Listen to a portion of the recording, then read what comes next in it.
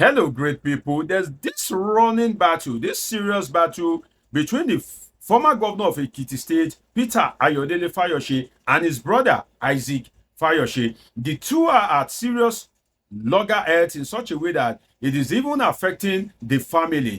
The crisis between them is so deep that Peter Ayodele Fayose, the former governor of Ekiti State, decided not to attend the 85th birthday of his mother. Now, what led to this crisis? Peter Ayodele Fayose is supporting the incumbent governor of Ekiti State, Governor Oyebanji, and is singing his praises, and he even granted media interview to sing his praises. But then his brother Isaac is from the other perspective. He believed that the Peter's praise of Oyebanji is undue political patronage, that Oyebanji is not a performer. So this has led to serious crisis in the family. In a moment, I'll be playing you a video of Isaac Fayose so that you know that this is an authentic story that I'm bringing to you live and direct. When we come back from watching the video, I'll be telling you in-depthly what the genesis of the crisis, how the Ekiti State government is reacting to it, and what will be the end of this crisis at the end of the day. What do we call political patronage in Nigeria? What inspired Ayodele Fayose to make that statement? And what is interleadership relationship in Nigeria?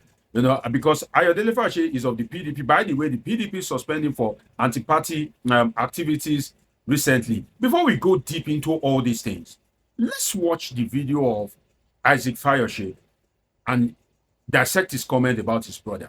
Let's watch it. Let's watch it. It has come to my notice, the jingle playing on Ekiti radio stations. The jingle is from the state government. They are just going etasketa because I said they should fix the road, come clean about the airport, and not sponsor House of Assembly to Canada. They are planning so many things tomorrow. Tomorrow we are distributing 250 bags of rice and so many goodies for Ekiti people to support them in this hard time. And it has come to my notice that they are planning tomorrow to disrupt hot people and do so many things to them tomorrow. We have notified the Commissioner of Police, which he has promised to give us police. I don't know why my brother is doing this in conjunction with the state government. I'm not against it. All I'm saying is let Ekiti money be for Ekiti, not to be buying house in Abuja, Ibadan, Lagos. No, let Ekiti money be for Ekiti. People are suffering in Ekiti. People are hungry in Ekiti. With that jumbo allocation, spend it on Ekiti people. We are not scared of it. We are coming now to distribute the rice tomorrow. And if anything happens, hold Governor Oyebanji and my brother Ayodele Peter Fayose responsible. Okay?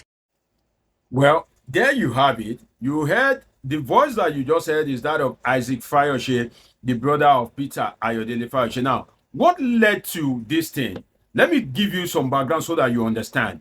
Now, Peter Oyebanji, when Oyebanji became the governor under the inspiration and the guidance and support of Kayode Fayemi, the immediate past governor. Now, Oyebanji embarked on something, which is reconciliation. You know that there's been this running battle in such a way that leaders in the state, past leaders in the state, are at loggerheads. Ayodele Fayose is not in good terms with some of them. So Oyebanji embarked on a reconciliation mission to make sure that peace returns among the leaders. And truly in that regard, he has been doing quite well. So for this reason, Ayodele Fayose tends to kind of like be an admirer of Oyebanji. So Ayodele Fayose appeared on Channels TV, the program of Seun Okebalo, Politics Today. And in that particular program, Ayodele Fayose, you know, was praising Oyebanji. Don't forget that Ayodele Fayose is of the PDP, Governor Oyebanji is of the APC. Ayodele Fayose was praising Oyebanji, and he asserted in that particular program that it would be difficult for his own party, the PDP, to defeat Oyebanji. Now, this led to massive outrage in Ekiti State because there are people that believe that Oyebanji's performance is below average. Now, his brother, Isaac Fayose, also falls into the category of people that believe that Oyebanji's performance is below average. So his brother decided not to follow the way of Peter Ayodele Fayose, and he said no, that the governor is not a performer. By the way, the thing is, Peter and Isaac are very good brothers before now. Like anytime Peter meets Isaac, he's always quick to bring out his phone and they kind of like, share some video clips together, and Isaac will rush to his social media to post it. Now, one thing about Isaac is that Isaac is very compassionate. He's more like a philanthropy. He enjoys giving. He likes to give. He's some of the people that they don't really like to see people suffer. And he has been doing that in his own private capacity. If you go to his social media, there are times that he does giveaway. There's that he does something, I think they call it food bank or something, whereby he give people no less than 10,000 naira randomly. So he has been doing his bit in the face of economic hardship. But then Peter believes that Oyebanji, the governor, should have performed more than he is performing. Now, let me dissect some things for you, which I think is wrong. You see, that you are good in interpersonal relationship doesn't mean you can be a good performer. So if interpersonal relationship is what you want, is what favors you, if it is paramount to you, you will definitely, conclude that that person has performed. I think that is wrong. Well, that is what is wrong with Fayose, because if you look at Nigeria of today, I don't really think any governor is a super performer like that. That's the truth. That is the truth. Your state, your governor, I don't think is a super performer, because if your governor is a super performer, definitely your state won't be the way it is. I'm sure that there's monumental poverty in every state in Nigeria. But then, Governor Oyebanji is good in interpersonal relationship. Now, interpersonal relationship and ability to govern, to bring prosperity and development and succumb to the people is another thing entirely. And I'll give you an example. For instance, the incumbent president of Nigeria, Bola Tinubu, is very good at interpersonal relationship. He's super, he's excellent in such a way that, he cannot lose the APC primary, because most of the people that are political godfathers in their own right, the governors at that time, they owe Bola Tinubu a debt of political gratitude, because Bola Tinubu has helped them one way or the other. So in terms of interpersonal relationship, Bola Tinubu is so good. He has invested so much in people in such a way that when Buhari was even president, when Salah is coming, the people that Buhari will not remember to give ram, Bola Tinubu will go and give them ram. If Bola Tinubu hears that you are sick or something is wrong with you, he will sponsor the treatment and follow up to make sure that you are fine. Now, he's good at interpersonal relationship, and evidence abounds all over the country. And that's why most of those political stakeholders, they love him.